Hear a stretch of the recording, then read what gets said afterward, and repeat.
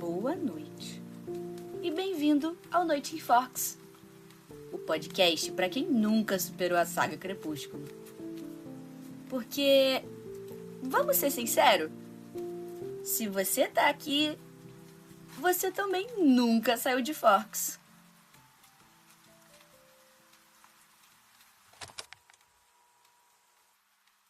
Antes de começar esse episódio, se você tá ouvindo pelo Spotify, dá uma avaliada no nosso podcast.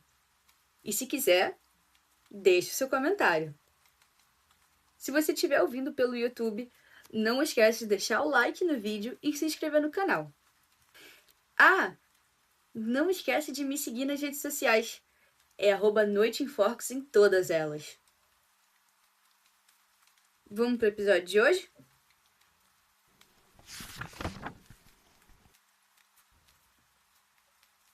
Hoje, o nosso vampirão Edward Cullen tá fazendo 125 anos. E eu acho engraçado pensar que a gente tá comemorando a vida, e a não vida, né? De alguém que nasceu em 1901, atravessou mais de um século de história e ainda assim continua preso nos 17 anos. Imagina quantas velhinhas teriam no bolo dele. Acho que a única que conseguiu organizar uma festa à altura seria a Alice. Aliás, imagina ter mais de 100 anos de experiência de vida e ainda precisar frequentar o ensino médio. Eu, sinceramente, teria desistido na terceira vez. Não, eu acho que antes até. Eu jamais voltaria pro ensino médio. Vocês não estão entendendo.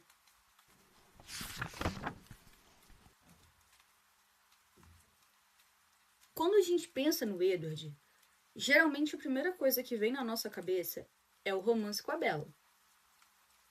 Mas eu acho que limitar o Edward a ser apenas um par romântico é ignorar boa parte do que o torna tão interessante. Antes da Bella existir na vida dele, já existia uma história marcada por perdas, culpa, solidão e uma eterna sensação de deslocamento. Ele passou muito tempo acreditando que havia algo errado com a sua própria existência. Edward se via como um monstro, alguém condenado a viver para sempre carregando uma natureza que nunca escolheu. Só que, analisando bem, a história do Edward não é sobre um vampiro. É sobre alguém tentando encontrar valor em si mesmo. Mas, no caso dele, essa crise existencial dura mais de 100 anos.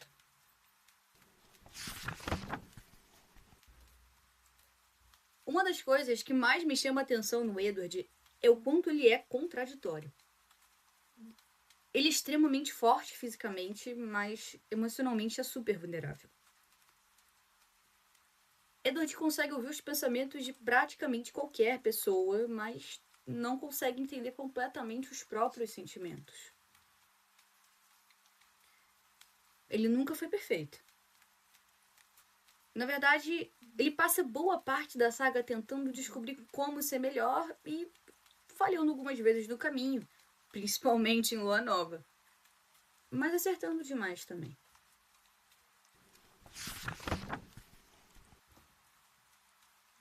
É curioso pensar em como a percepção sobre o Edward mudou ao longo dos anos.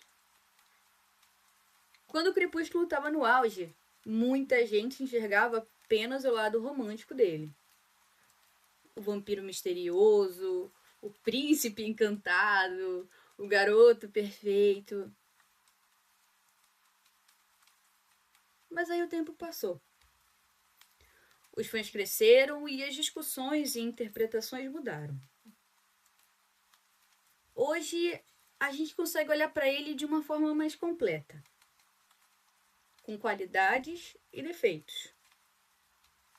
Tá, eu confesso que eu gosto mais dessa versão. Personagens perfeitos são interessantes por uma semana, mas os problemáticos rendem conversa por décadas.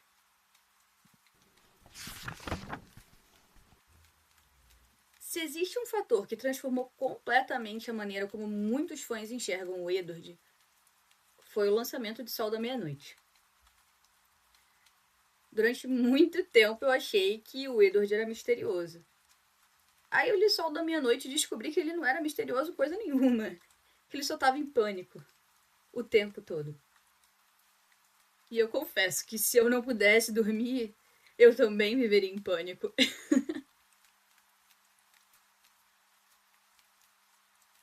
Se Crepúsculo é uma história de amor, Sol da Meia-Noite é basicamente o diário de ansiedade do Edward. Pela primeira vez, a gente teve acesso aos pensamentos dele e descobrimos alguém que está constantemente se questionando. Questionando suas escolhas, questionando seus sentimentos, questionando até a própria existência. E principalmente se culpando. Aliás, ninguém julgou o Edward mais vezes do que o próprio Edward. Nem os Volturi.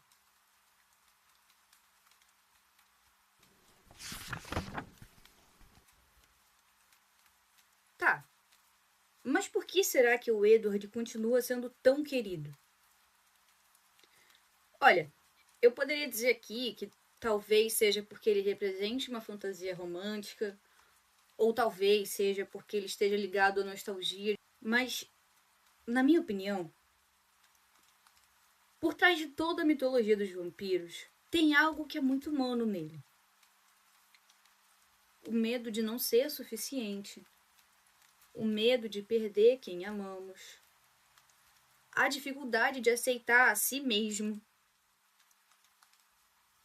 Porque são sentimentos universais, todo mundo tem. E acho que é por isso que as pessoas continuam se conectando com ele. O Edward pode ler pensamentos, correr mais rápido do que qualquer ser humano e até sobreviver por séculos. Mas, emocionalmente, ele continua sendo alguém tentando entender seu lugar no mundo. E, cara, quem nunca, né?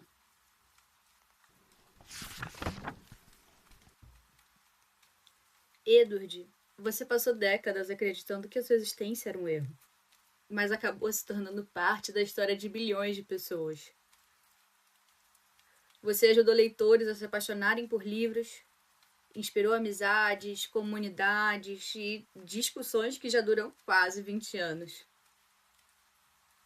Você nos deu romance, a esperança de que exista um amor romântico, nos deu sofrimento. Mas, acima de tudo, nos deu uma história que continua sendo lembrada. Então hoje, aqui nesse episódio, a gente não celebra apenas o aniversário de um personagem, mas também celebramos tudo o que ele representa pra gente. E se algum Cullen estiver ouvindo isso, avisem pra ele que a gente promete guardar segredo sobre a idade real dele. Feliz aniversário, Edward!